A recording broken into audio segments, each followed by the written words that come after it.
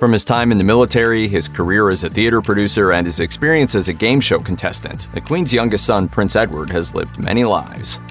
Prince Edward was born on March 10, 1964. He was the third son and youngest of the 4 children born to Queen Elizabeth II and Prince Philip. According to Ingrid Seward's Prince Edward, he was the only one of the 4 who Philip was present to see born. It's worth remembering that men were kept out in the waiting room for much of the 20th century. It was only in the late 1960s that they started to be a regular presence during labor. The women's magazines Elizabeth read were slightly ahead of the curve on fathers being around for childbirth, and it was by the Queen's invitation her husband was around. As a baby of the family, Edward's upbringing was less bound by royal protocol. The Queen dubbed Andrew and Edward her second family and saw them as a chance to play a more intimate role in their upbringing than convention and duty allowed her with Charles and Anne. She was so determined in this that she adjusted the timing of her weekly meetings with the Prime Minister. According to biography, Edward was inclined toward solitude and books as a child. Seward quotes the Queen Mother as saying of him, "I've never known a child to sit so still."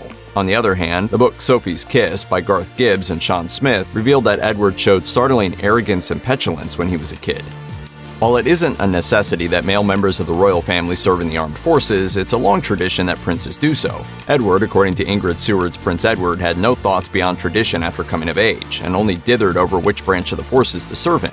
After an officer's assessment course, he settled on the Marines and went to Cambridge on the sponsorship of the Royal Marines University Cadet Scheme. In exchange for their paying his way through university, the expectation was that Edward would serve with them for 5 years. The prince began his studies in 1983 and finished within 3 years. In that time, his contact with the Marines was minimal. He might visit a regiment on the weekend or undertake a training course, but he wasn't ensconced in military life. By the time he finished university, Edward had thoughts about life beyond the rote of his family, and any interest in a career with the Marines was gone. He told Seward for her book, Prince Philip Revealed, "Everything that had been planned for me ceased. The railway tracks were there, and then suddenly I had actually gone off the tracks." Rumor held that his war hero father, Prince Philip, was furious, but letters leaked to the press showed more understanding than ire. Prince Edward has always been an enthusiast of theater. According to the BBC, he took a shine to media outlets from the get-go, carrying a radio set everywhere. But acting and stagecraft proved his best subjects when he was a student at Gordonstoun in Scotland, and he continued to take part in school theater when he attended Cambridge. Many children have wanted to share their passions with their parents. At 22, Edward decided to do just that, using his theater talents for his mother's 60th birthday. His birthday present would be a musical, and being a prince, Edward could do a little more than put on a one-man show. The Queen's birthday show was penned by Andrew Lloyd Webber and Tim Rice on the commission of the Earl of Wessex. The show they came up with was titled Cricket, and a private performance was given for the Queen at Windsor Castle. The plot concerned romances on the cricket field. After serving as a birthday present, Cricket performed at the Sydmonton Festival and the Lord's Taverns and got a warm reception. Rice was interested in expanding it, but according to Stephen Citron's The New Musical, Webber's recycling of music from Cricket on other projects killed such possibilities and greatly upset his partner. After abandoning his career path with the Royal Marines, Prince Edward opted to pursue his passion for theater. He was the first senior member of the royal family to try and earn a living in the private sector. As a schoolboy, Edward enjoyed acting, but by the time he reached adulthood, a role out on the stage seemed wrong for him. Andy Beckett wrote in The Guardian, "Edward's acting had become too amateurish. He liked to shout his lines and run about on stage a lot. But there's more to theater than performing, and Edward remained enchanted by it." According to The Guardian, Edward said in 1987, "I love the razzmatazz of show business. It's a wonderful world of fantasy and make-believe." After commissioning the musical Cricket from Andrew Lloyd Webber, Edward went to work for the composer, albeit indirectly. He took a job at Webber's Really Useful Theater Company as an entry-level production assistant. His responsibilities ranged from lending the production manager a hand to making tea. Edward's tenure at Really Useful was short. In 1990, he and some cohorts went into show business for themselves with their own theatrical company. As an aspiring producer, the prince went by Edward Windsor rather than his royal title. But putting on shows is easier said than done, and in 1991, Windsor's company folded with nearly $1 million in debt. The theater has a magic all its own, but film and television offer bigger audiences to aspiring producers. After putting together charity events at Cambridge, Prince Edward started taking television seriously as a career path alongside theater. Almost as soon as he was out of university and his brief royal service, he committed to producing a special episode of It's a Knockout. It's a Knockout was a game show in which 2 teams competed in silly tasks. Edward's proposed episode, informally known as It's a Royal Knockout, featured himself, Princess Anne, Prince Andrew, and Sarah Ferguson leading teams of celebrities in a charity competition in full Elizabethan costume. Singer Toya Wilcox claimed that Princess Diana was willing to participate as well, but her then husband Prince Charles was apparently against it.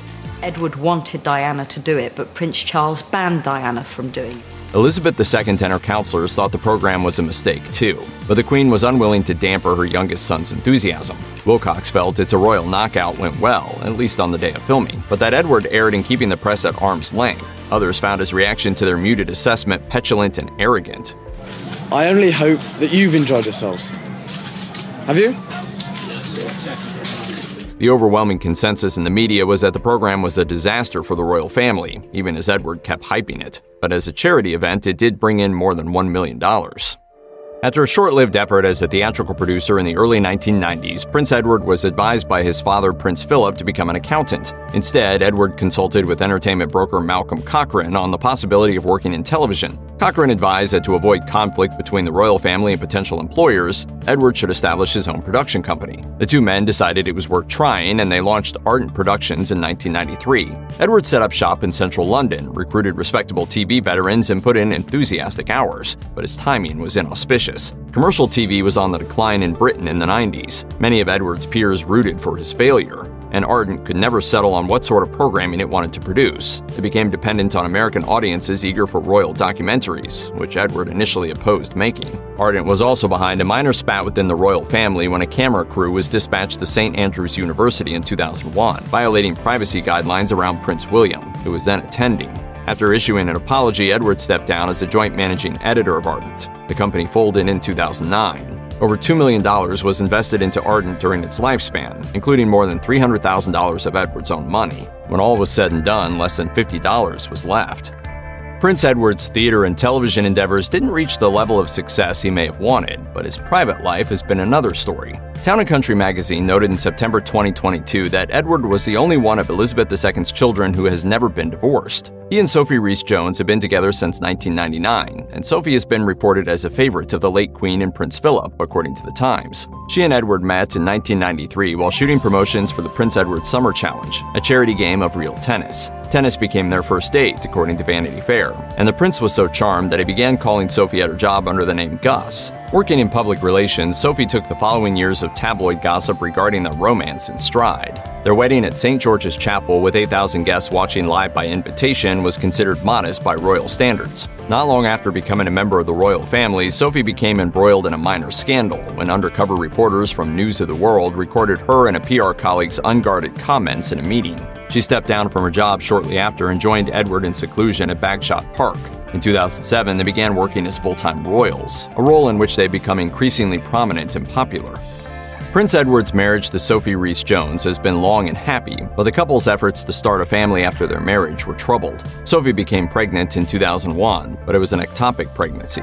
According to the BBC, Sophie had to be airlifted to King Edward VII Hospital to have the fetus removed. Had the condition been undiagnosed, her life would have been in danger. 2 years later, the couple was expecting again. This time, they would have a child, Lady Louise. But Louise's birth would have complications of its own, and she was born a month early after a placental abruption forced an emergency cesarean section.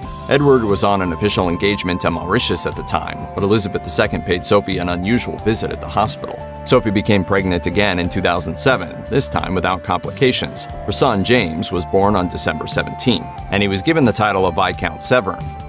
Compare the list of titles held by Elizabeth II's 3 sons, and you'll notice that one is not like the other. Before becoming king, Charles III was Prince of Wales, Duke of Cornwall, and Duke of Rothesay. He also briefly held the title of Duke of Edinburgh after Prince Philip's death. Prince Andrew holds the title of Duke of York, but Prince Edward has no dukedom. He is known as the Earl of Wessex, and as of 2019, the Earl of Forfar in Scotland.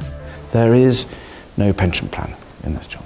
A duke is the highest rank in Britain's peerage system, while an earl is the third. Edward's holding a lower rank is apparently his own choice. He could have been the Duke of Cambridge instead of Prince William, but he liked the sound of Earl of Wessex when he heard it in 1998's Shakespeare in Love and asked Elizabeth II to name him Earl instead. However, Edward may come into a dukedom in time. The Sunday Times claimed in 2015 that he would become the next Duke of Edinburgh after his father's death. The title passed to Charles instead, but upon Charles becoming king, it merged with the crown, and it could be awarded to Edward at a later date.